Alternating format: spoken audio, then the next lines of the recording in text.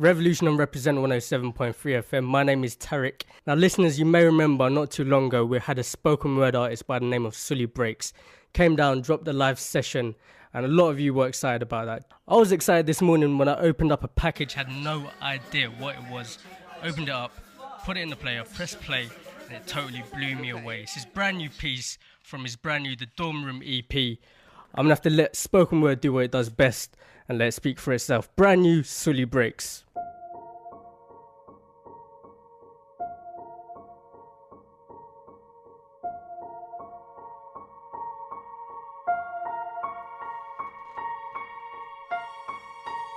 Right now, there is a kid finishing parents' evening in a heated discussion with his mother, saying, why does he have to study subjects he will never ever use in his life? And she will look at him blank-eyed, stifle a sigh, think for a second, and then lie. She'll say something along the lines of, you know, to get a good job you need a good degree, and these subjects will help you get a good degree. We never had this opportunity when I was younger. And he will reply, but you were young a long time ago, weren't you, Mum? And she won't respond, although what he implies makes perfect sense, that society's needs would have changed since she was 16. But she will ignore him, grip his hand more sternly, then drag him to the car. But what she doesn't know is that she didn't ignore him just to shut him up. She didn't lie because they were just returning from parents' evening and an argument in the hallway would look bad on her resume. She won't lie because she's just spent the last 1 hour convincing a stern-faced teacher that she will ensure that her child studies more at home. No, she will lie simply because she does not know any better herself. Although her whole adult life she has never used or applied Pythagoras' theorem, pathetic fallacy, and still does not know the value of x, she will rely on society to tell her that her child, who has one of the sharpest minds in the school, is hyperactive, unfocused, easily distracted, and wayward. Students, how many equations, subjects, and dates did you memorize just before an exam never to use again? How many A grades did you get which were never asked for when you applied for a job?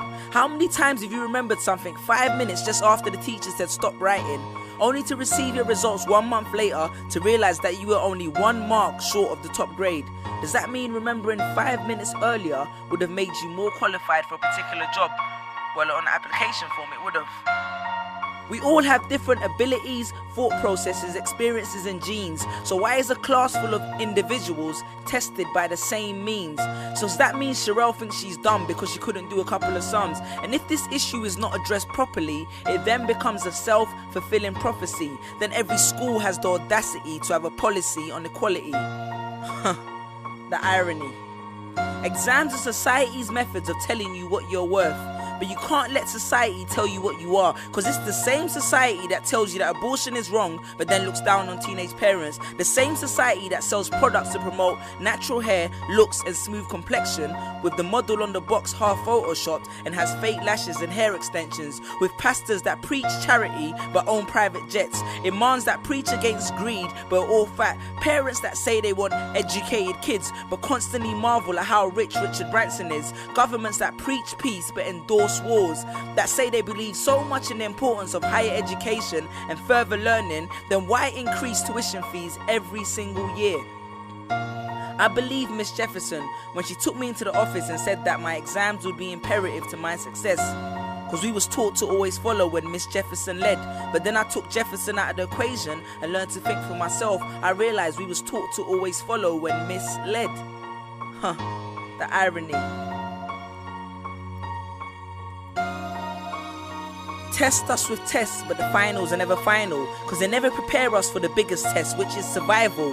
And what I suggest is fairly outlandish, so I do not expect everyone to understand this, except for the kids who knows what it feels like to be worth no more than that D or that A that you get on results day, and the ones whose best stories were never good enough for the English teacher, because apparently you missed out key literal techniques, did not follow the class plan, and the language was too informal for him to understand. But then he'd reference Hamlet and Macbeth, and you'd fight the urge to express your contempt by partially clenching your fist with only your medius finger left protruding in the middle of your hand, and then asks if he was aware that Shakespeare was known as the innovator of slang, or the kid at the back of the class who thinks, why am I studying something that doesn't fuel my drive? But then when confronted with a maths problem, his eyes come alive. So this one is for my generation, the ones who found what they were looking for on Google, the ones who followed their dreams on Twitter, pictured their future on Instagram, accepted destiny on Facebook. This one's for my failures and my dropouts, for my unemployed graduates, my shop assistants, cleaners and cashiers with bigger dreams, my self-employed